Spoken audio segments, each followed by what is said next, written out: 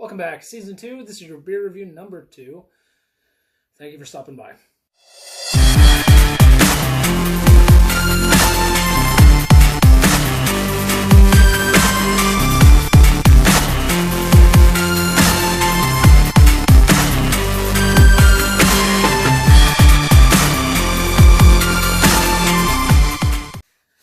Like I said, we're adding a little bit to the beer reviews that we do. And last week, we talked about temperance and good Christian temperance. But I also mentioned that later on in the book 2 of Mere Christianity, he talks about something that we must mention. And he starts off, one last point. Remember that, as I said, the right direction leads not only to peace, but to knowledge. When a man is getting better, he understands more and more clearly the evil that is still left in him. When a man is getting worse, he understands his own badness less and less. A moderately bad man knows he is not very good. A thoroughly bad man thinks he's all right. This is common sense, really. You understand sleep when you are awake, not while you are sleeping. You can see mistakes in arithmetic when your mind is working properly. While you are making them, you cannot see them. You can understand the nature of drunkenness when you are sober, not when you are drunk. Good people know about both good and evil. Bad people don't know about either. So, and that's the thing, as we go forward in this, I'm going to pick little excerpts out of Mere Christianity and discuss them and see what we actually have to find from this. And then maybe later on down the road, I'll read the whole entire thing throughout the episodes that I do. But I preach moderate drinking and do everything in moderation, because it's simply, if you can't do it in moderation, that means that you are not in control of yourself. The item is controlling you. So over time, you have to be able to take breaks from it and actually evaluate yourself and see where you're going with this. So, and why did I mention this is because the other one seems really in a positive manner to back up the idea that a Christian can drink and is allowed to drink as much as he wants, whenever he wants, or he or she wants. But that's not the case. Yes, you can drink. You can make the choice to do so, but you must understand what it can do to you if you have too much. Just like anything. The people that say that they're fat and they're big boned and yada, yada, yada, it's because they eat, okay? As rarely do you find a person, and once in a while you will, that has a legitimate thyroid issue and they can't stop gaining weight, even after changing their diet and their healthy lifestyle. But that's rare. So I know why I'm fat, because I eat a lot. I know why I get a certain way, because I spend time on other things while I don't spend time on my actual physical health. Just how it goes. Sometimes you just don't have enough time to do that. So let us think about that. Let us see what we have to do.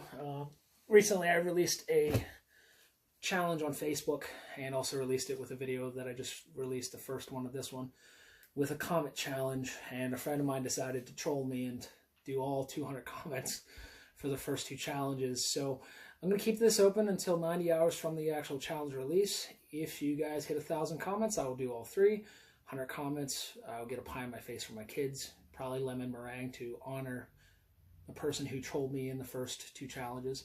Second challenge was 200 comments, and I'll let my girls do my makeup with my wife's help. The third challenge was 500 comments, and I honestly can't remember which one it was, but it was one of the spicy challenges. And then, yep, that's right, I'm going to eat a Carolina Reaper. And then lastly, if you get 1,000 comments on that video that has already started with the 200 comments, then I will do all 3 in the same video. So just, so please subscribe, like, and comment, and it doesn't have to be a good comment.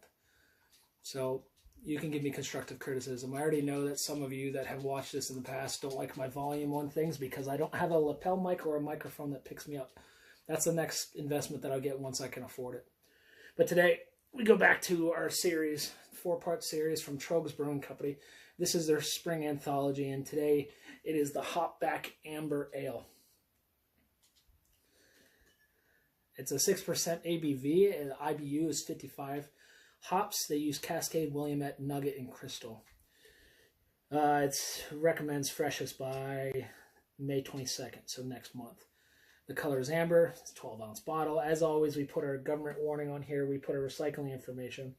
And then we have a description on here. Standing 12 feet tall at the center of the brew deck is our hopback vessel. Here, whole flower hops swirl in hot wort coaxing hop oil into aromas of grapefruit pith and pine sap. This bright hop nose is counterbalanced with malt tones of toffee and caramel. So let us pop this open and see what we have. But first, let us go to the website and see what they have to offer. We went to the TroegBrewing.com, beer/Hopback Amber Ale, 6% ABV, 55 IBU. You can see their malts, Crystal, Munich, and Pilsner, hops, Cascade, Nugget, Willamette. Hopback hops, Crystal, Nugget. Yeast is ale, color is amber. You can see the description I read here. The grapefruit pith and caramel malt and toffee. Food notes is right here. They won awards for this beer, and you can see all their awards by clicking View All.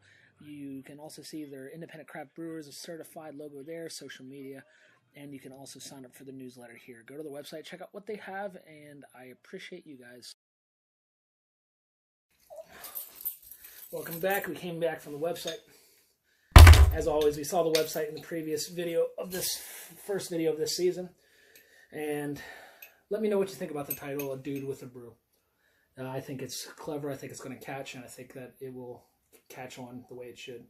So before we do this, let's pour this into the actual glass. Get a little bit of oxygen in there. I like a little head on my beer. If you notice any type of laughing in the background, it's not me, obviously.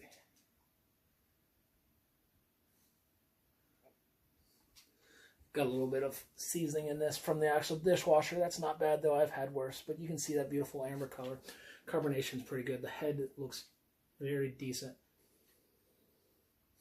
I do not smell any grapefruit in there. I do not smell any other things, but it does have a citrus aroma to it. Hopefully I can go and brew with the Troeg Brewing Company up in Hershey, Pennsylvania to see how and what they mean by hopback vessel. The other one had another type of cyclonic technology for the one that I recently did last week. But I would like to see what that means. Whether or not they're actually taking the flower hops and releasing the oils from it to enhance it. There's another beer that focuses fully on the hop, and they use essential oils that are created from hops. It's very hop forward, and you can see that video. If I think about it, I'll put it in the description below and watch it later. It's called Alpha Initiative number 7. Aroma's not bad, so we're going to go with a 7 out of 10 for aroma. The appeal for Troeg has always been decent, so we're going to go for a 6 out of 10 for them for this one. It just, the appeal, you look at it and hopback, it just honestly looks like, you know, it's a exploding hop.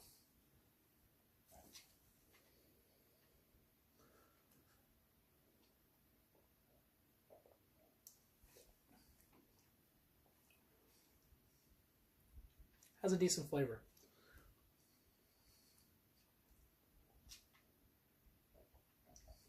Bitterness is very well balanced.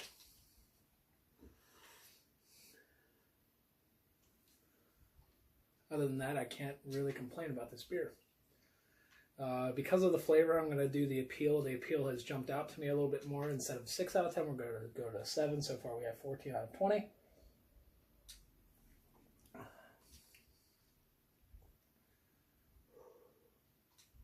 But the bitterness is really what's getting me, so I'm going to give the flavor an 8 out of 10. So we bumped everything up to a 22 out of 30, and it's not a bad beer. So if you can, go to their website, the one that I showed you in the video. Look at TroegBrewing.com, see what they have to offer. Troeg does a decent job on all their beers. Pennsylvania, from research that I've done on the independent craft brewing site, does a phenomenal job with craft breweries all the way around the state. There's a few little spots around the state that only have a few of them. But the area that I'm in right now, I can count in the city alone that I'm in at least 10 of them. At least 10 craft breweries in there, and they all do pretty well. I think that idea can do a resurgence to the, downtown life where people could actually come together and just provide and give their business to local companies only. And craft breweries do that. They foster that. They foster the person's ability to spend money around the town. You know, would Budweiser make a lot of money if they put up pubs around the United States? Probably because they could sit there and make it cheap, but I don't think that's their market. But as I said, thank you for coming back. And again, I thank you for coming back to the channel. Thank you for stopping by. I hope you guys had a little bit of learning occur. We talked about C.S. Lewis this week and the previous week, and about temperance and about the moderation that we should seek. So, as always, I ask you to do everything in moderation. May God bless you and your families, and I'll see you guys next time.